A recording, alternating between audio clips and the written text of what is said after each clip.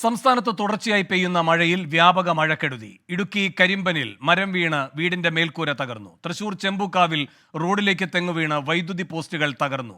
പാലക്കാട് വ്യാപാര ഭവന്റെ മുകളിൽ വൻ മരം വീണ് കെട്ടിടം തകർന്നു. കോഴിക്കോട് കാരയാട് കിണർ ഇടിഞ്ഞു താഴ്ന്നു. നാദാപുരത്ത് വീട് തകർന്നു. വീട്ടിലുള്ളവർ ഇറങ്ങി ഓടിയതിനാൽ വൻ ദുരന്തം ഒഴിവായി. മട്ടന്നൂരിൽ കാർ വെള്ളത്തിൽ മുങ്ങി. കാറിലുണ്ടായിരുന്ന 2 പേരും രക്ഷപ്പെട്ടു. വയനാട്ടിൽ 20 ദുരിതാശ്വാസ ക്യാമ്പുകളിലായി 63 പേരാണ് കഴിയുന്നത്. ജലനിരപ്പ് ഉയർന്നതിനാൽ മലങ്കര ഡാമിലെ എല്ലാ ഷട്ടറുകളും 50 സെന്റിമീറ്റർ ഉയർത്തി. സംസ്ഥാനത്ത് 4 ദിവസം കൂടി മഴ തുടരുമെന്ന് കേന്ദ്ര കാലാവസ്ഥാ വകുപ്പിന്റെ മുന്നറിയിപ്പ്. വിവരങ്ങളുമായി വയനാട്ടിൽ നിന്ന് സുർജിത്ത് അയ്യപ്പത്ത്, പനമരത്ത് നിന്ന് അഭിജിത്ത് മുഴക്കുന്ന്, കോഴിക്കോട് വയനാട് പനമരത്ത് നിന്ന് സുർജിത്ത് അയ്യപ്പത്ത്, കോഴിക്കോട് നിന്ന് അഭിജിത്ത് മുഴക്കുന്ന്, പാലക്കാട് നിന്ന് നിഖിൽ പ്രമേഷ്, ഇടുക്കിയിൽ നിന്ന് രാഹുൽ വിജയൻ എന്നിവർ തത്സമയ വിവരങ്ങളുമായി ചേരുന്നു. ആദ്യം സുർജിത്ത് അയ്യപ്പത്തിലേക്ക്. സുർജിത്ത്, എന്തൊക്കെയാണ് വയനാട്ടിലെ നാശനഷ്ടങ്ങൾ, എന്തൊക്കെയാണ് വിവരങ്ങൾ?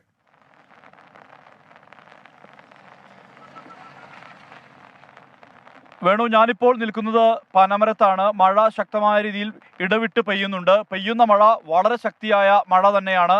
അതുകൊണ്ട് തന്നെയാണ് വലിയ അളവിൽ വെള്ളക്കെട്ട് ഇപ്പോൾ അഭിമുഖീകരിച്ചുകൊണ്ടിരിക്കുന്നത്. ഞാനിപ്പോൾ നിൽക്കുന്ന പ്രദേശം എന്ന് പറയുന്നത് പനമരം നടവയൽ റോഡാണ്. അത് പ്രധാനപ്പെട്ട ഒരു പാതയാണ്. ഈ പാതയിലെ കാഴ്ച നമുക്ക് കാണിക്കാം. ഈ പാതയിൽ ഈ തെങ്ങ് നട്ട സ്ഥലമാണിത്. ആ തെങ്ങ് നട്ട സ്ഥലത്ത് തെങ്ങിൻ്റെ അവസ്ഥ കാണുമ്പോൾ തന്നെ നമുക്ക് മനസ്സിലാക്കാം എത്രമാത്രം വെള്ളക്കെട്ട് ഈ പ്രദേശത്ത് ഉണ്ട് എന്നുള്ളത്. 2 പുഴകൾ, അതായത് പനമരം ചെറുപുഴയും പനമരം പുഴയും ചേരുന്ന ഒരു പ്രദേശം കൂടിയാണിത്. സ്വാഭാവികമായും വെള്ളം കയറി വരാനുള്ള സാധ്യതയുണ്ട്.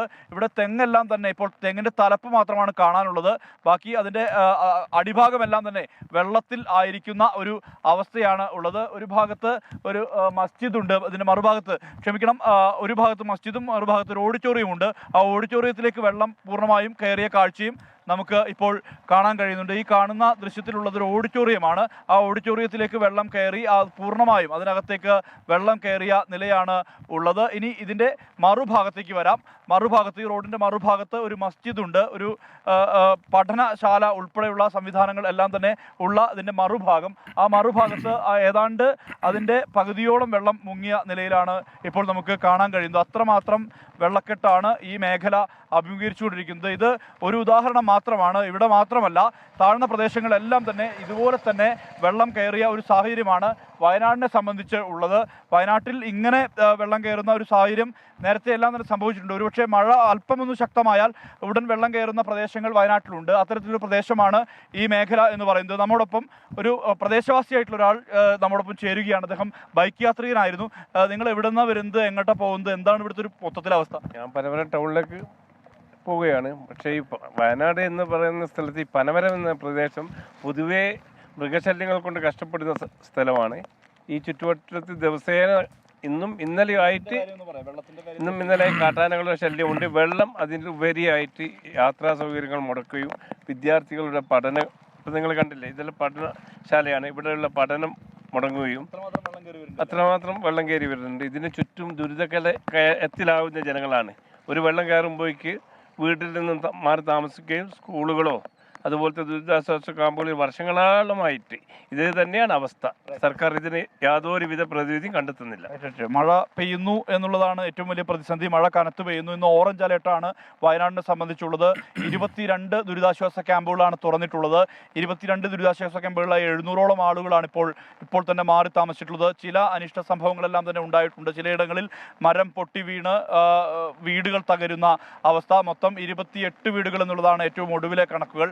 25 ഏക്കറിലധികം കൃഷിനാശം ഉണ്ടായിട്ടുണ്ടെന്ന് ഇന്നത്തെ കണക്ക് പുറത്തു വന്നിട്ടില്ല.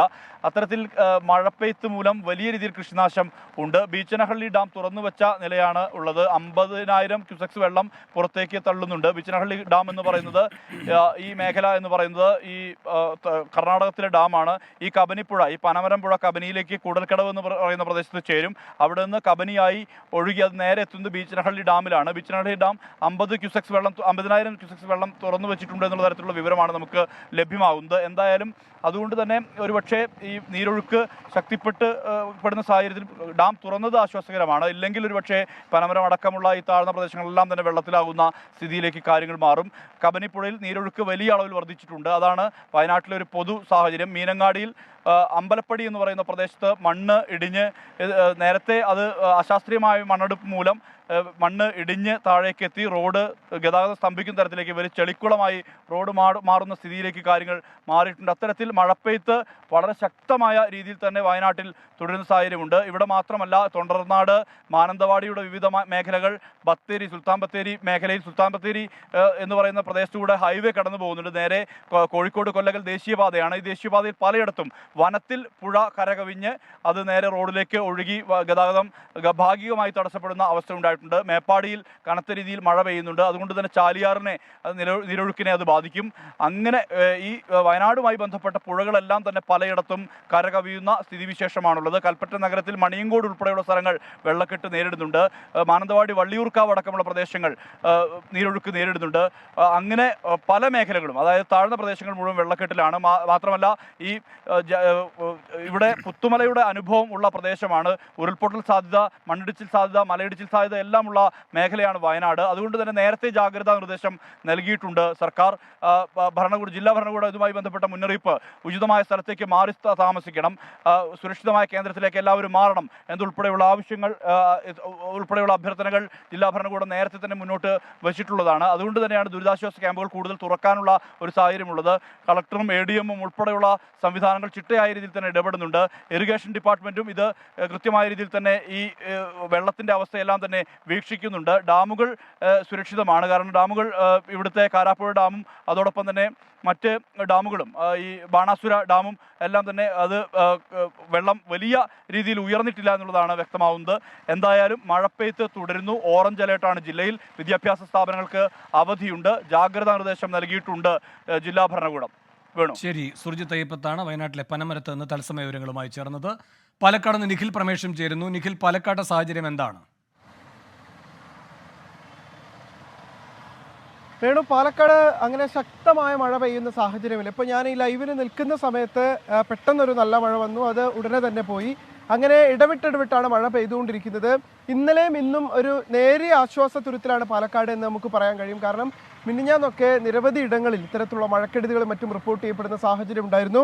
ഇന്നിപ്പോൾ രാവിലെ മംഗൽ ഡാം വ്യാപാര ഭവന്റെ മുകളിൽ ഒരു കൂറ്റൻ കെട്ടിടം, ഒരു കൂറ്റൻ മരം കടപുഴകി വീണ് ഈ കെട്ടിടത്തിൻ്റെ ഒരു ഭാഗം ഭാഗികമായി തകരുന്ന സാഹചര്യം ഉണ്ടായി. ഇന്ന് പുലർച്ചെ 1:30 കൂടിയാണ് ഈ മരം കടപുഴകി വീണത്. സമീപത്തെ പുരയിടത്തിനും നാശനഷ്ടങ്ങൾ ഉണ്ടായിട്ടുണ്ട്. ഈ മരം ഭീഷണിയാണെന്നും മുറിച്ചു മാറ്റണമെന്നും ബന്ധപ്പെട്ട അധികാരികളോട് മാസങ്ങൾക്ക് മുൻപ് തന്നെ ഈ യൂണിറ്റ് ഭാരവാഹികൾ ആവശ്യപ്പെട്ടിട്ടും അത് ചെയ്തില്ല എന്നുള്ളൊരു പരാതിയാണ് ഉയർന്നിരിക്കുന്നത്. അല്പസമയം മുൻപ് ഈ വാണിയമ്പാറ, പന്നിയങ്കര വാണിയമ്പാറയിൽ തിത്തു എന്ന ആളുടെ വീട്ടിലേക്ക് വെള്ളം കയറി. അത് ഈ പന്നിയങ്കരയിൽ ദേശീയപാത നിർമ്മാണത്തോടനുബന്ധിച്ച് ഈ ഭാഗങ്ങളിൽ മണ്ണ് തട്ടിയ ശേഷമാണ് ഈ ഭാഗത്തേക്ക് കൂടുതലായി വെള്ളം ഒഴുകി വരാൻ തുടങ്ങിയത് എന്നുള്ള പരാതി ഇപ്പോൾ വീട്ടുകാർ ഉന്നയിക്കുന്നുണ്ട്. കൂടുതൽ വീടുകളിലേക്ക് ആ ഭാഗത്ത് വെള്ളം കയറാൻ തുടങ്ങുന്നു എന്നുള്ള പരാതിയാണ് ഇപ്പോൾ വീട്ടുകാർ ഉന്നയിച്ചുകൊണ്ടിരിക്കുന്നത്. അട്ടപ്പാടിയിലും ഇതുപോലെ തന്നെ ഗതാഗതം തടസ്സപ്പെടുത്തുന്ന തരത്തിലേക്ക് റോഡിലേക്ക് മരം വീണ് നേരിയ ബുദ്ധിമുട്ടുണ്ടായിട്ടുണ്ട് എന്നുള്ളത് മാറ്റി നിർത്തിയാൽ ഈ ദിവസം ഇതുവരെ വിഷമകരമായിട്ടുള്ള പ്രയാസമുണ്ടാക്കുന്ന വാർത്തകളൊന്നും തന്നെ പാലക്കാട് നിന്ന് ഈ മഴക്കെടുതിയുമായി ബന്ധപ്പെട്ട് പുറത്തു വന്നിട്ടില്ല. കാലാവസ്ഥ ചില സമയത്ത് ശക്തമായ മഴ വന്ന് അപ്പോൾ തന്നെ അത് ആ മഴ അവസാനിക്കുന്ന ഒരു സാഹചര്യമാണുള്ളത്. ശക്തമായ മഴ എന്നുള്ള സാഹചര്യം നിലവിൽ പാലക്കാടില്ല. ശരി, നിഖിൽ പ്രമേശാണ് പാലക്കാട് നിന്ന് ചേർന്നത്.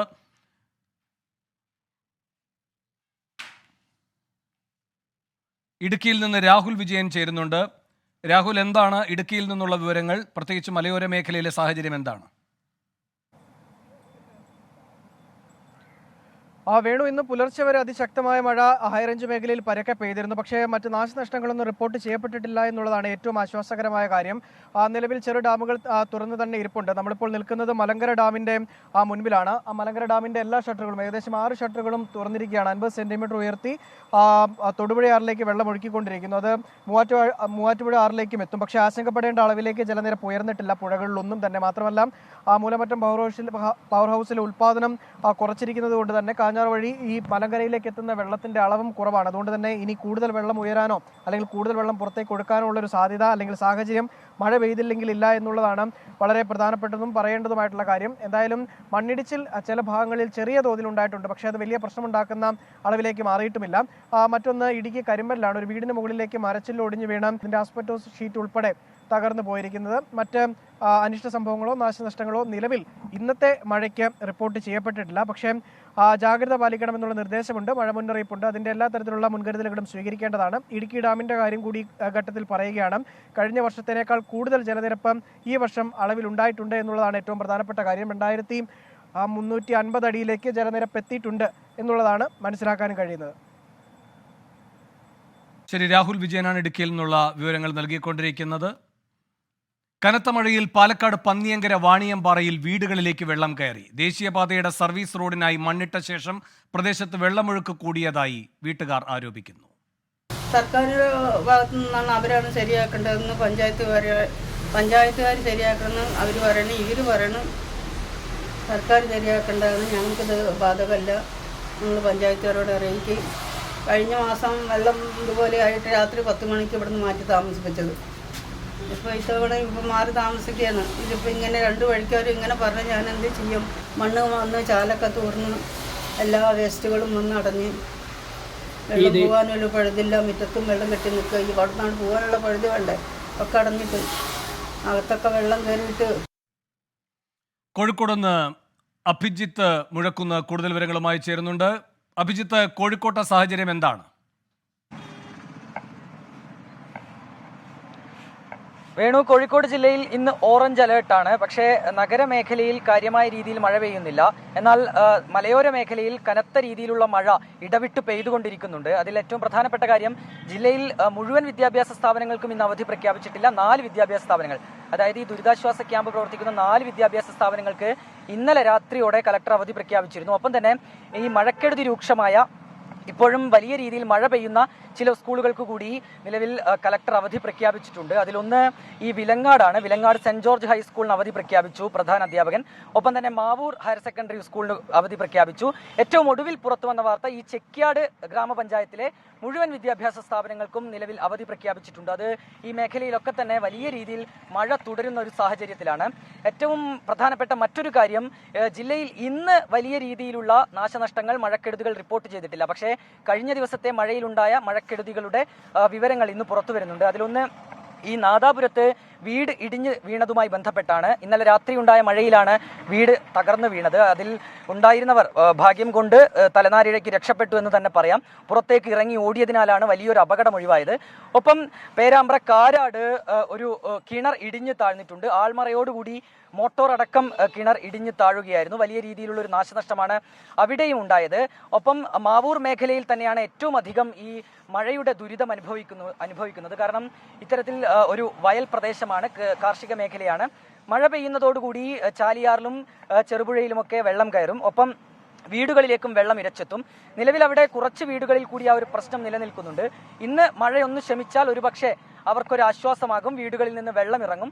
നിലവിൽ അവിടെ വീടുകളിലേക്ക് വെള്ളം കയറിയിട്ടുണ്ട്. ചിലരെയൊക്കെ ദുരിതാശ്വാസ ക്യാമ്പിലേക്ക് മാറ്റിയിട്ടുണ്ട്, ചിലർ ബന്ധു വീടുകളിലേക്കും മാറ്റിയിട്ടുണ്ട്.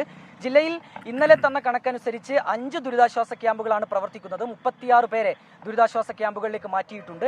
50ഓളം കുടുംബങ്ങളെ ബന്ധു വീടുകളിലേക്കും മാറ്റിയിട്ടുണ്ട്. ഏതായാലും ഈ വലിയ രീതിയിലുള്ള, അതിശക്തമായ രീതിയിലുള്ള ഒരു മഴ നിലവിൽ ജില്ലയുടെ നഗരമേഖലയിൽ അനുഭവപ്പെടുന്നില്ല. പക്ഷേ ഈ മലയോര മേഖലയിൽ, ഗ്രാമീണ മേഖലയിൽ ഇപ്പോഴും മഴ രൂക്ഷമായി ഇടവിട്ട് പെയ്തുകൊണ്ടേയിരിക്കുന്നുണ്ട്. ശരി, അഭിജിത്ത് മുഴക്കുന്നു, കോഴിക്കോട്.